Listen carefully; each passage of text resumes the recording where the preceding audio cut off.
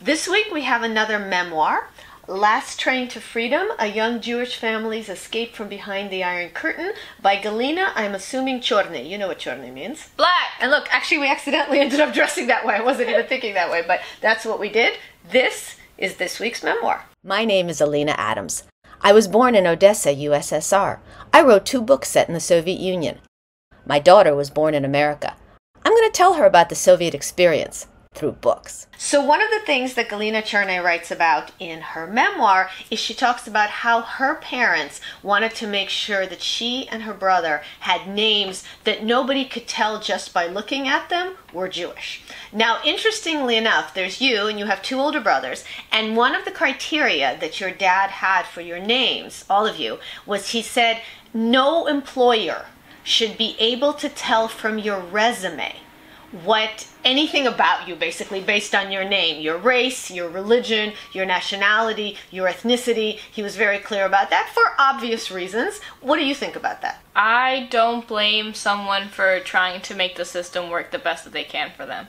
Because until you get into a place of power, until you use the system to get somewhere, you can't change anything. And people who pretend otherwise are just kidding themselves. So you have to play the game, you have to play the system, because otherwise you can't change the system.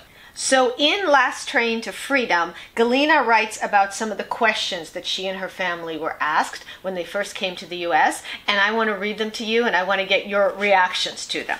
So one of the questions that she was asked, is it true that Russians drink vodka every day? Yes. Next question. Have you ever seen a Russian drink vodka every day? Actually, every day? Every day. No. Do we consume borscht on a daily basis? We do not consume borscht on a daily basis. Okay, either. we don't make borscht. I don't eat borscht. What is something we consume every day? Potatoes, maybe? Not even every day. That's because I don't like potatoes. Okay, all right. So I'm just saying, in your experience, What do you think we have? A kasha. Yes. Oh, yes. So much kasha. Like have you ever eaten kasha even once in your life? It was not good. It was not good. It was just the consistency was all wrong. There's a lot of issues with kasha, and that's definitely one of them. Okay. Did you have a refrigerator? Did you have a refrigerator? Wait, hold on. Let me think about the story. I'm gonna make it up, right? They paid someone to blow cold air into the house. Exactly. They bribed someone to blow cold air into their house. That's exactly how it was. Well, didn't just leave it outside? There was a person. Oh, you could put things on the windowsill. Yeah. You definitely could put things on the windowsill. Yeah. Okay. We also have, you are from Russia?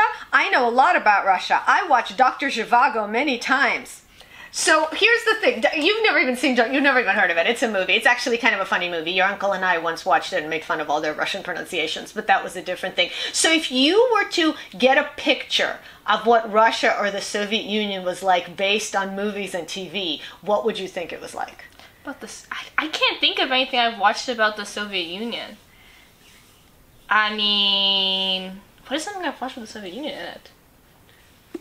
I don't like watching historical things, because, those have already happened. Oh, okay, well, let's put this into perspective. You watched the Avengers movies. How many times?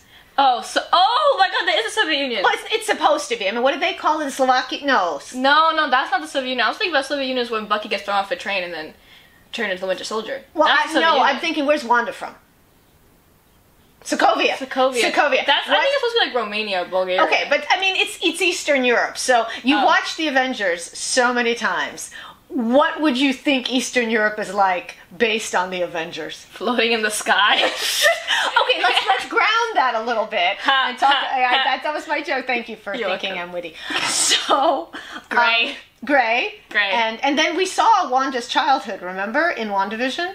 Oh, you mean when she watched all the TV to escape from her reality?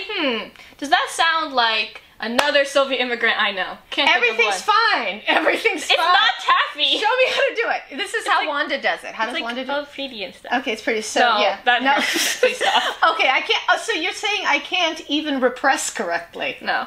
It's okay. You spent a lot of money for me to be able to repress correctly.